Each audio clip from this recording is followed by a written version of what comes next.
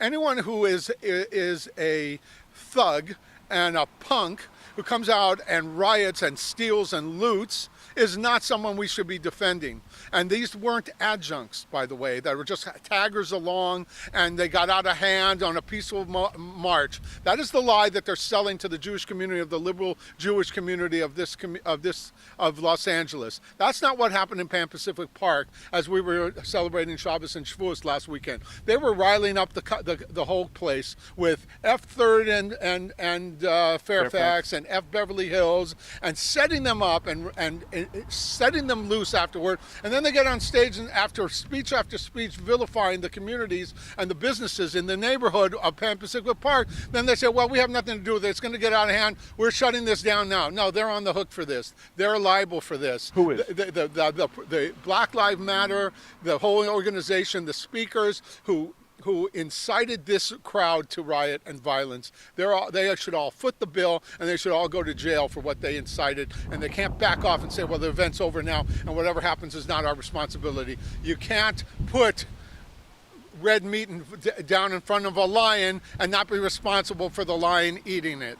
But Melina Abdullah, the head of Los Angeles Black Lives Matters, she has not been quoted as saying anything anti-Semitic, and Black Lives Matter took their pro-BDS and Israel apartheid stuff off their website. Aren't they clean of it now? No, absolutely not. When she says F Third in Fairfax last weekend, she's not saying the pavement should be cursed. She's saying the people who live there should be cursed, and that's the Jewish community predominantly and primarily in that area. And everybody knows it was code for anti-Semitism, and she has said anti-Semitic things before. She's been in the news supporting a professor speaking out a few years back, supporting a professor who said that the Jews are overrepresented in the college campuses and in the professions based on our numbers in this country. So that's pure anti-Semitism also. She's said things before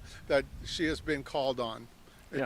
Have there been any messages scrawled here that you take exception to as an Orthodox Jewish rabbi? Well, I haven't looked at every single message here.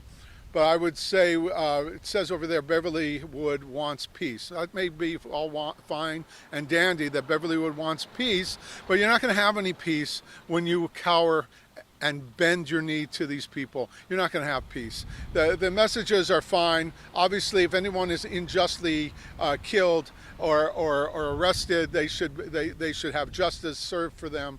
And it's not the point. The point is the messages are fine as far as that's concerned. It's the organization behind this message that they are kowtowing to, that they are bringing their children out to do their talking for them today, to try and stave off being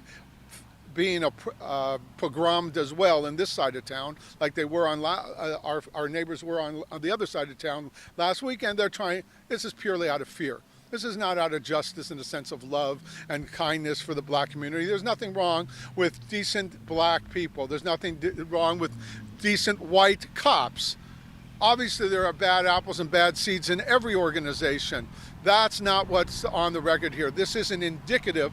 They're also standing with defund the police if they're out here talking about Black Lives Matter should be held in as a modicum of respect for their inciting to riot and their protest movement. That they should think that this is all right, and therefore they're standing behind that. Are they in favor of defunding the police also? Is there a systemic or endemic bias in police departments against minorities, which would include Jews as well as blacks? The issue is who Black Lives Matters is. They are a racist, black supremacist, black Nazi organization. They hate white people, all white people. What did the innocent white people celebrating their Shabbos and their Shavuos, what do they have to do with the We don't support a white cop killing a black man. We don't support that. So why do you take it out on us? Why is it that when a white guy gets killed by a black guy, nothing happens? But when a black guy gets killed by a white cop or a white anything, there's a riot, and every one of these thugs and punks thinks that they deserve a new television as a price of doing business around here for killing a black. What's going on? How is this just? But what role does the media play in setting the zeitgeist that the culture follows? Yeah, the media is obviously responsible for hyping everything to the nth degree to encourage to fan the flames. It used to be that they say if it bleeds it leads, and now you can say you see if it burns it earns. The more fires, the more coverage they'll give to it, and they know exactly how to play the media, these groups, and they get their message out loud and clear and get everybody in the media and everybody reporting and everybody interviewed to bow down and scrape and dust the ground with their clothing, prostrate flat out to them as a way of saying we're sorry that we are white privileged and we have it easier than you in history. That's not the way to get it done.